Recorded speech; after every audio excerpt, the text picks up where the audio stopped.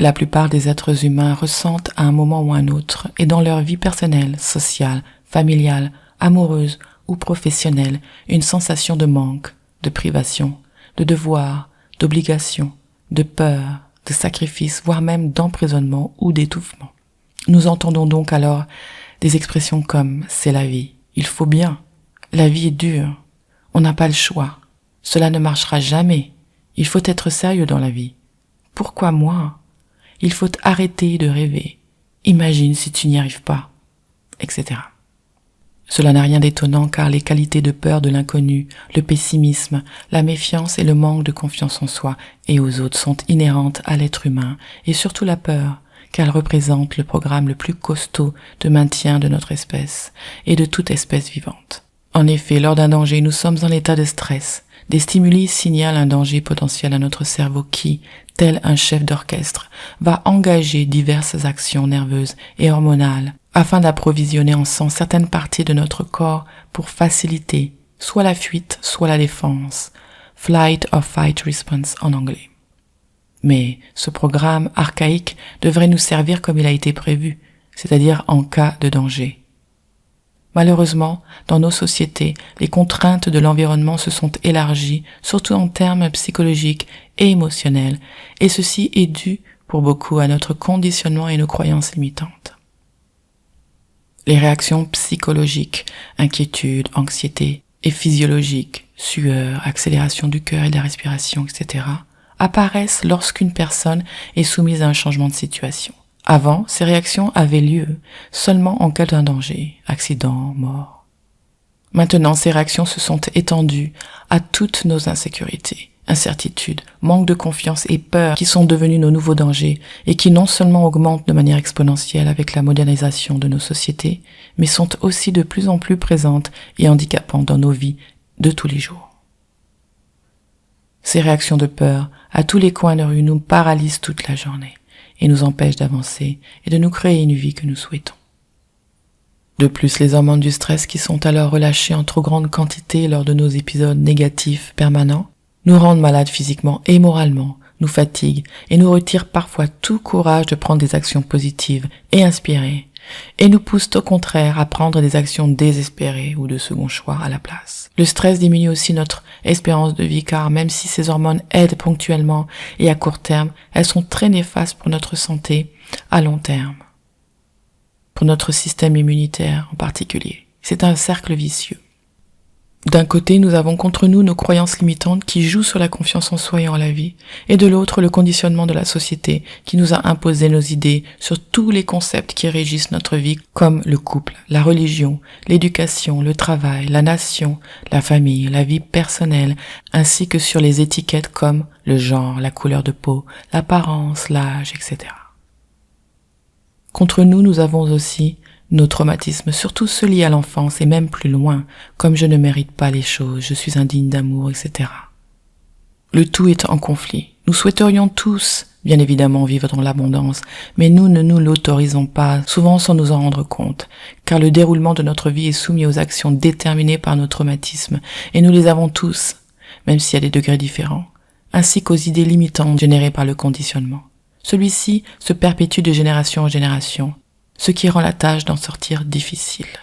En résumé, nos peurs émotionnelles et psychologiques et notre conditionnement ferment le robinet de l'abondance dans tous les secteurs de notre vie.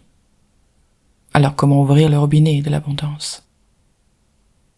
Pour commencer, il est important de souligner que le terme abondance n'est pas lié à l'argent, mais au flux général des choses, événements, situations et des personnes et touche aussi le bien-être et la santé, ainsi que l'argent dans notre vie. Vivre une vie abondante signifie que le robinet est ouvert dans tous les secteurs de notre vie et l'aspect financier est seulement un des facteurs qui est principalement lié au travail ou à l'activité. L'abondance devrait pouvoir toucher les 5 principaux piliers de la vie comme la vie personnelle, sociale, familiale, amoureuse et professionnelle ou financière. Qu'est-ce que l'abondance dans sa vie personnelle et comment l'obtenir ? L'abondance dans la vie personnelle, c'est s'autoriser à être qui nous sommes vraiment et à faire ce dont nous avons envie, sans se juger, sans écouter les autres surtout, lorsqu'ils nous influencent en nous disant « ce n'est pas bon pour la santé, cela ne se fait pas selon les conventions sociales » Ou alors, cela fait grossir. Soit nous nous disons à nous-mêmes, je ne suis pas assez doué pour faire cela, etc. C'est vivre sa vie sans conflit intérieur entre ce que nous pensons être et qui nous sommes vraiment. Cela veut dire sortir du troupeau et suivre son individualité sans comparer nos envies avec notre entourage, ni même chercher une validation quelconque, mais respecter son authenticité. Être authentique avec soi-même, c'est cela l'abondance personnelle. Il va sûrement falloir apprendre à se connaître pour ne pas passer à côté de nos vrais désirs, ni les confondre avec ceux imposés par la société. Il faudra apprendre à faire la différence entre ce que nous faisons dans la vie, qui nous a été dicté malgré nous par notre éducation, à cause du conditionnement, ou parce que nous pensons de nous, à cause de nos traumatismes. Et laisser couler le flot de notre inspiration sans essayer de se faire valider, ni d'obtenir un résultat, ni même de faire plaisir à quelqu'un. C'est de notre épanouissement personnel dont il s'agit, alors un travail d'introspection est obligatoire. Qu'est-ce que l'abondance dans sa vie sociale et comment l'obtenir ? La vie sociale est ce qui nous lie aux autres, et si nous ne sommes pas épanouis socialement, c'est qu'il y a un blocage, car nous n'avons jamais été entourés d'autant de gens comparés même au siècle dernier. Avec les réseaux sociaux, nous avons tellement de connexions Facebook, Instagram et consorts. Pourtant, un manque d'abondance dans ce secteur est le moins que nous puissions dire, puisque des études ont montré que, depuis l'avènement des réseaux sociaux, il y a plus de solitude et même de suicide qu'avant, et surtout chez les jeunes, puisqu'ils sont nés ou presque dedans. Alors qu'est-ce que cela signifie ? Cela signifie que c'est la qualité des relations qui nous fait défaut, non pas le volume, mais dans notre ère des médias en ligne, nous sommes poussés à privilégier l'accumulation et notre validation sociale est étroitement liée au nombre. Nombre d'auditeurs, de followers, d'amis, mais aussi de j'aime, etc. Cette souffrance de ne pas se sentir connecté pousse certains à acheter des amis en ligne, et même hors ligne. Tellement d'entre nous préférons passer du temps avec des gens qui ne nous conviennent pas par peur d'être seuls. Alors on fait semblant, on se force, et là encore, le robinet de l'abondance ne coule pas.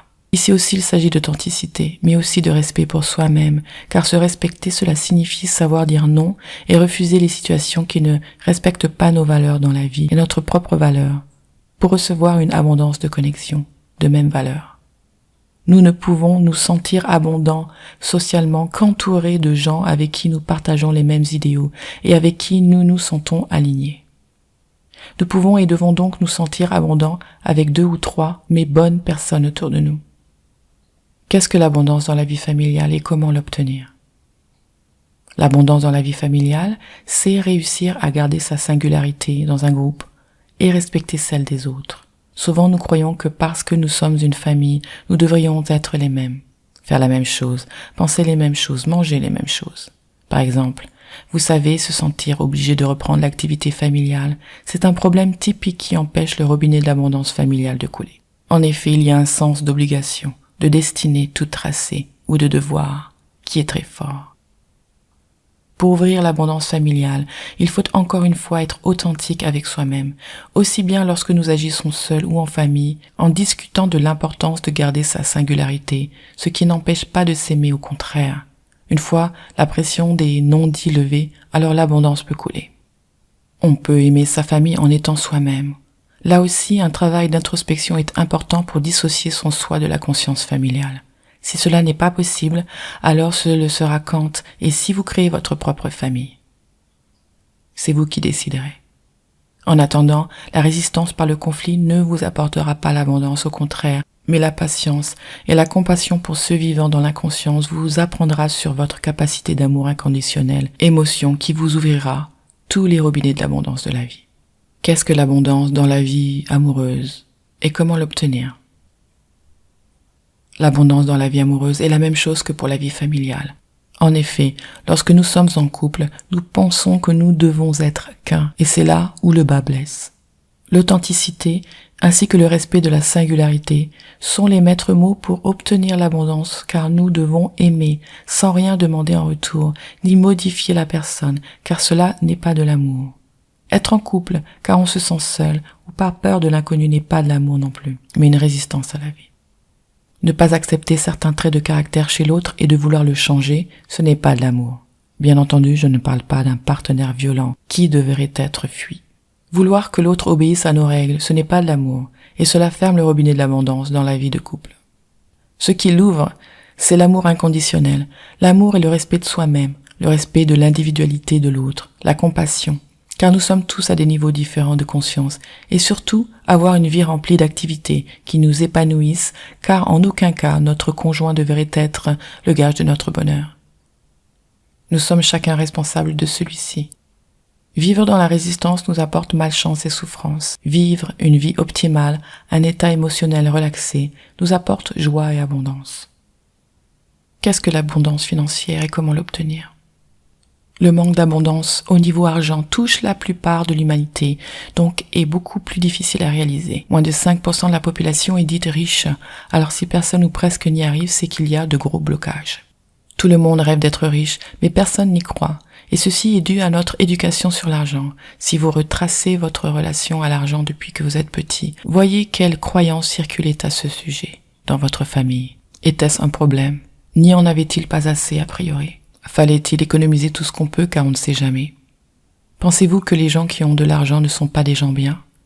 Que l'argent ne pousse pas dans les arbres ? Qu'il est difficile à obtenir ? Quelles sont vos croyances ? Rarement les croyances sont « je mérite tout l'or du monde » ou bien « je suis heureux pour toi ». Car peu de gens ont été élevés avec un rapport sain à l'argent.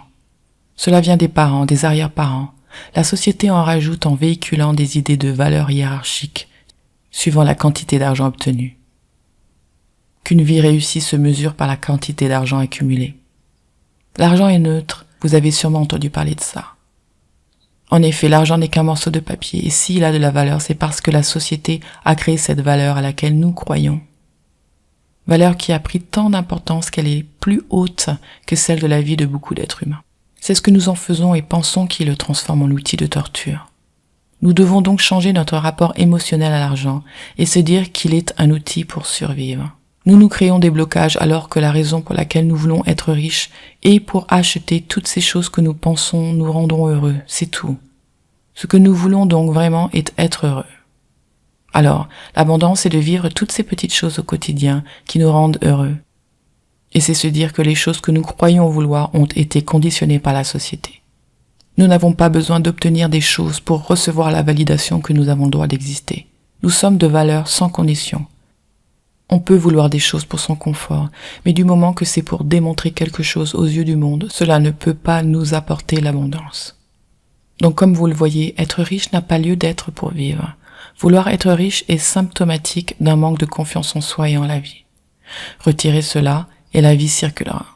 Souvenez-vous, la résistance au flot naturel de la vie ferme le robinet de l'abondance. Nous avons vu que l'abondance est dans la tête, elle est émotionnelle et psychologique, et que c'est un changement en conscience qui nous fera la ressentir et donc l'attirer.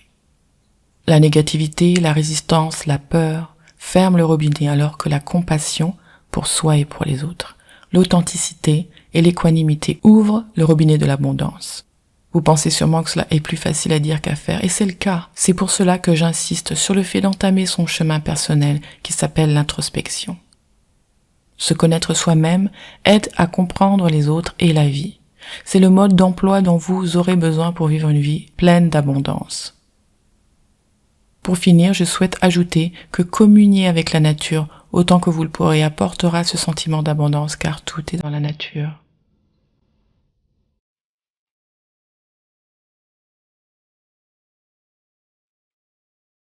Vous avez toujours rêvé de prendre en charge votre vie et d'être libre? Alors abonnez-vous à ma chaîne car je prépare tous les outils nécessaires pour que vous puissiez devenir le boss de votre vie. Je sors une vidéo tous les week-ends.